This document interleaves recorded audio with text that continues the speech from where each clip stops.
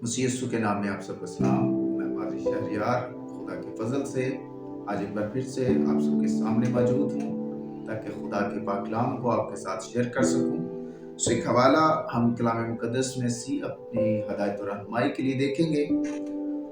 मुकद्दस बुजुर्ग लूका तबीब की मार्फत लिखी गई यीशु मसीह की खूबसूरत अंजील, उसका 13वां बाब है, 6 आयत से कलाम में लिखा है, फिर उसने ये तमसील कही कि किसी ने अपने ताकिस्तान में एक अंजीर का दरख्त लगाया था। वो उसमें फल ढूंढने आया और ना पाया। इस पर उसने बागबान से कहा कि देख, 3 वर्ष से मैं इस अंजीर के दरख्त में फल ढूंढने आता हूँ और नहीं पाता, इसे काट डाल, ये जमीन को भी क्यों रोके रहे। उस पर जवाब में उससे कहा है, खुदावंद, इस साल तो और भी से रहने दे ताकि मैं इसके गिर्द थाला खोदूं और खाद डालूं। अगर आगे को फला तो खैर, नहीं तो इसके बाद काट डालना। कलाम मुकद्दस के पढ़े और सुने जाने पर उसकी खास तो कलाम मुकद्दस का आज का हिस्सा जो हमने पढ़ा है, इसमें एक बेफल दरख्त की तमसील है, मिसाल है।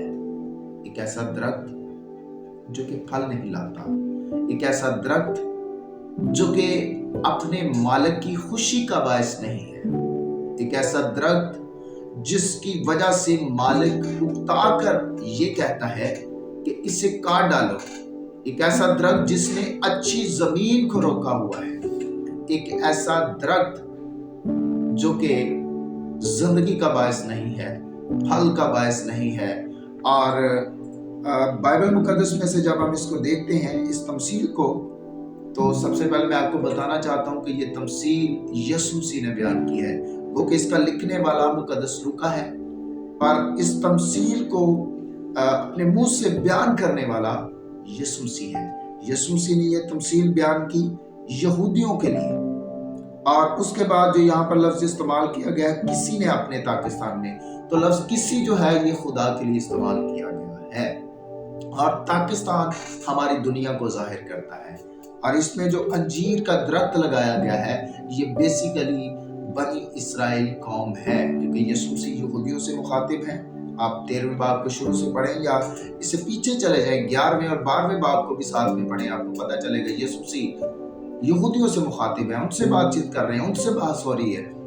इस सारी बहस के दौरान यीशु मसीह ने ये जब तमसील कही तो कहा कि किसी ने अपने ताकिस्तान में एक अंजीर का दरख्त लगाया, यानी कि खुदा ने दुनिया में एक अंजीर का दरख्त लगाया, यानी कि कौम को अपने लिए चुना, और चुनने के बाद उनसे फल की तवक्का की।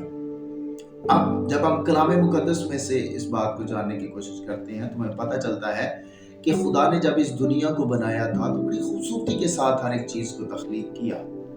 इंसान उसने बड़े प्यार से बनाया, अपनी शबीह पर बनाया, अपनी खूबियां उसमें रखी, उसके नथनों में जिंदगी का दम फूंका और उसको अपनी कुर्बत में रहने का फजल अता किया। बागे अदन में उसको खुदा की हजूरी मयस्सर होती थी, खुदा खुद आकर उससे गुफ्तगू किया करता। पर इन तमाम चीजों की बेकदरी करते हुए इंसान गुनाह की लपेट में चला गया और खुदा की हजूरी से उसको निकलना पड़ा। खुदा ने उसको अपने हुजूर से निकाल दिया और वो जो सुकून के साथ अदन में रहकर खाता पीता और खुदा की हजूरी में रहता था, अब उसके लिए ये हुक्म सादिर हुआ कि जा, जब तक तू खाक में ना लौट जाए, अपने खून पसीने की मेहनत करके अपने लिए रोटी खा। सुमेर अजीजों, जब आदम बाहर आया, ये दुनिया बढ़ी, नस्ल इंसानी बढ़ती चली गई, तो उसके बाद हम देखते हैं कि इब्लीस ने और जोर पकड़ा। वो जो बहकाने वाला है, वो जो खुदा से हमें दूर करवाने वाला, उसने जोर पकड़ा और नस्ल इंसानी में गुनाह को बहुत ज्यादा बढ़ा दिया। तब खुदा ने फैसला लिया कि मैं अपने लिए कौम को अलग करूंगा। उसने ताकिस्तान में एक अंजीर का दरख्त लगाया, यानी कि इजरायली कौम। उसने इब्राहिम को लिया, इब्राहिम से उसने वादा किया, इब्राहिम से इसहाक फिर याकूब पैदा हुआ, जिसको इजराइल का लक़ब दिया गया, यानी कि शहजादा, और उसकी नस्ल को बनी इजराइल कहा गया। अब बनी इजराइल जब अपनी 400 साल गुलामी को गुजारने के बाद मिस्र में जब वो मुल्क के मौदा में पहुंचते हैं, तो खुदा उनसे ये तवक्का करता है कि ये मेरा फल लाए, लेकिन हम देखते हैं कि वहां पर भी वो नाफरमान ही रहे। खुदा ने कहा था जहां तुम जा रहे हो वहां की रस्में इख्तियार ना करना, उनसे शादियां ना करना, उनके बुतों की परस्तिश ना करना। लेकिन हम देखते हैं कि जब वो वहां पर पहुंचे तो उन्होंने खुदा को छोड़कर वही कुछ किया जो खुदा ने मना किया था। सो फाइनली उनको असीरी में जाना पड़ा। कभी वो बाबल की असीरी में चले जाते हैं, कभी वो ईरान की असीरी में चले जाते हैं, कभी वो यूनान की गुलामी में चले जाते हैं। और जब यीशु आया इस दुनिया में उस वक्त भी ये रोमी हुकूमत के ताबे थे। गो के ये एक अलग तौर पर अपनी जिंदगी गुजार रहे थे, लेकिन इनके ऊपर जो सारी हुकूमत थी उस वक्त वो रोमी हुकूमत थी। ये पूरे तौर पर आजाद उस वक्त भी नहीं थे।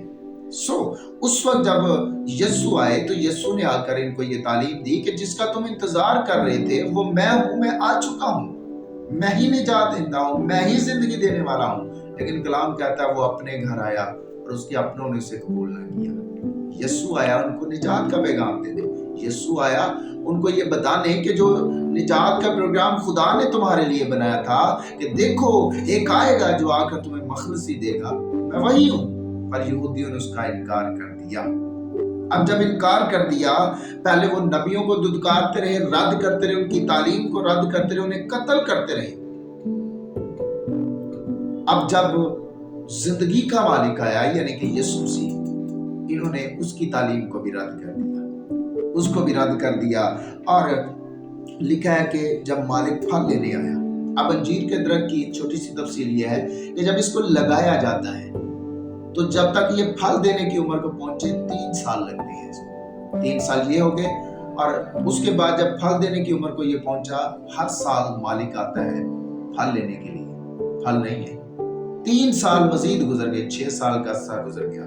लेकिन यहाँ पर जो असल में बात हो रही है 3 सालों की, तो हिस्ट्री और तारीख इस बात की के बारे में हमें सिखाती है कि ये जो 3 साल है बेसिकली ये यीशु मसीह की जमीनी इब्तदाई 3 साल गुजार करते हैं। यीशु मसीह ने तकरीबन जमीन पर 3.5 साल रहकर खिदमत की, तकरीबन 3.5 साल। तकरीबन का लफ्ज जब भी इस्तेमाल किया जाए याद रखिएगा इसमें थोड़ा कम या ज्यादा हो सकता है, इसलिए तकरीबन का लफ्ज इस्तेमाल किया जाता है। 3 साल तक यीशु मसीह उनके सामने तबलीग करते रहे, मोज़े दिखाते रहे, उन्हें रोटियां खिलाते रहे, उनके लाइलाज मरीजों को ठीक करते रहे, यहाँ तक कि कब्र से मुर्दे को भी बाहर निकाल दिया उनकी आंखों के सामने। उसके बावजूद वो ईमान न लाए और वही यीशु उनके लिए शिफायत करता है कि 1 साल इनको और मौका दिया जाए, क्योंकि मालिक की तरफ से हुक्म यह इनको काट डाल, खत्म कर, ये जगह को घेरे हुए है। पर यीशु ने कहा एक मौका और दे, 1 साल और दे। अब 1 साल और मिल गया। यीशु ने कहा कि मैं इस दरख्त के चोगे थाला खोदूंगा, खाद डालूंगा और मेहनत करूंगा इसके ऊपर, और इसकी निगहदाश्त, और कलाम सुनाऊंगा और तालीम दूंगा ताकि किसी तरह ये सुधर जाए। लेकिन बाइबल मुकद्दस हमें ये बताती है कि वो मौका जो उनको मिला था उस मौके को भी उन्होंने जाया किया और उल्टा यीशु के खिलाफ ही नारे लगाते हुए उसको सलीब पर चढ़ा दिया। और जब यीशु सलीब पर चले गए तो उनके पास जो आखिरी मौका था वो खत्म हो गया। उसके बाद हम उनकी बर्बादी देखते हैं 70 ईस्वी में, जब नेरो बादशाह ने अटैक किया, यरूशलेम को बर्बाद कर दिया गया, बहुत से यहूदियों को मार दिया गया और जो बचे वो पूरी दुनिया में तितर बितर हो गए, प्रागंदा हो गए और जिल्लत का सामना करने के लिए पूरी दुनिया में चले गए। सो मेरे अज़ीज़ों, आज ये तमसील हमारे लिए भी है। वो कि ये तमसील यीशु मसीह ने यहूदियों के लिए कही, पर आज ये तमसील हमारे लिए भी है। यीशु मसीह ने कहा मैं इनके चौगे थाला खोदूंगा। हमारे लिए तो थाला खोदा गया है, हमारे लिए तो खाद डाल दी गई है, यानी कि हमारे लिए निजात का बंदोबस्त हो गया है। हम इस बात के दावेदार हैं कि हम मसीह घराने की पैदावार हैं, मसीह घराने में पैदा हुए हैं। तो याद रखें, अगर मसीही घराने में पैदा होकर रोज कलाम को सुनकर या पढ़कर भी हम उसका इनकार करते हैं तो सोचें हमारे साथ क्या होने जा रहा है। क्योंकि कलाम मुकद्दस कहता है, यूहन्ना की अंजील 15वां बाब लिखा है, अंगूर का हकीकी दरख्त मैं हूँ। यीशु कहता है अंगूर का हकीकी दरख्त मैं हूँ, सब मेरी डालियां हो, और जो डाली फल नहीं लाती वो काटी जाती है, जो फल लाती है उसे छांटा जाता है। यहाँ पर 2 तरह की डालियां हैं, درخت ایک ہے، یعنی کہ یسوع، ڈالیاں دو طرح کی ہیں، اور یہ دو طرح کی ڈالیاں ایک پھل لانے والی ہے اور ایک پھل نہیں لاتی۔ جو پھل نہیں لاتی یہ وہ ہے جو مسیح گھرانے میں پیدا تو ہوئے ہیں لیکن نامی مسیحی ہیں، ان کو صرف لقب مل گیا ہے مسیحی ہونے کا، اور ان کے لیے یہ ہے کہ وہ کاٹے جائیں گے، اور کاٹنے والے کا انجام ہم جانتے ہیں کہ وہ سوکھ جاتا ہے، آگ میں جلا دیا جاتا ہے، اور جب وہ راکھ بنتا ہے تو ہم میں سے کوئی بھی ایسا نہیں جو راکھ کو اپنے گھر پر سنبھال کر رکھے، ہم ہمیشہ اس کو باہر پاؤں کے نیچے روننے کے لیے پھینک دیتے ہیں۔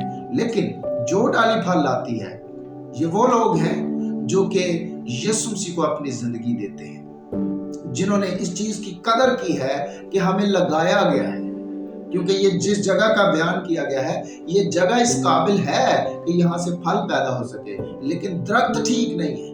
میرے عزیزو، اپنی قدر کریں۔ اگر ہم یسوع مسیح میں پیوست کیے گئے ہیں، لگائے گئے ہیں، تو اس کا ہرگز یہ مطلب نہیں ہے کہ ہم پر یوں رحم ہی ہوتا رہے۔ ایک وقت ہے، ہم پہ موقع دیا گیا ہے، اس موقع کا ہمیں فائدہ اٹھانا ہے، کیونکہ خدا کی لاڈلی پیاری قوم بنی اسرائیل، جب انہوں نے نبیوں کی تعلیم کو، خدا کے کلام کو، ان کے یسوع مسیح کو رد کیا، تو خدا نے ان کو رد کر کے ایک سائڈ پہ کیا اور ان کو کاٹا گیا۔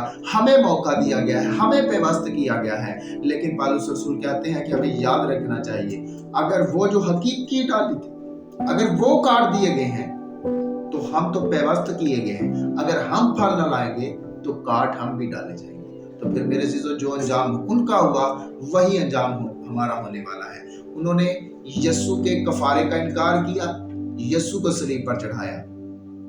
اب جب ہمارے لیے کفارہ ہو چکا ہے، ہم اپنے کاموں کی وجہ سے جب یسوع کا انکار کرتے ہیں، اپنی حرکتوں، اپنی نفرتوں، اپنے حسد، اپنے جھگڑوں، اپنے جھوٹ، اپنے فریب کی وجہ سے، دیگر بہت سے گناہوں کے باعث جب ہم یسوع کا انکار کرتے ہیں، تو یاد رکھیے گا ہمارا بھی انجام وہی ہوگا، لیکن اس سے پہلے کہ ہم بھی کاٹ دیے جائیں اور آگ میں ڈالے جائیں، ہمارے لیے موقع ہے ہم اپنا پھل دینا شروع کریں اور خدا سے یہ بھی کہیں کہ اس پھل میں مٹھاس ہو، اس پھل میں زندگی ہو، تاکہ جب بھی دوسرے لوگ آئیں وہ اس پھل کو کھائیں اور اس کے وسیلہ سے وہ زندگی حاصل کریں۔ خدا نے ہمیں دنیا میں اس لیے رکھا ہے تاکہ ہم نور اور نمک بن کر کام کریں۔ اگر ہم دنیا میں نور اور نمک بن کر کام نہیں کر رہے تو یاد رکھیں پھر ہمیں غور کرنے کی ضرورت ہے اور ہمیں پھل لانے کی ضرورت ہے۔ خدا اس پاک کلام کے وسیلہ میں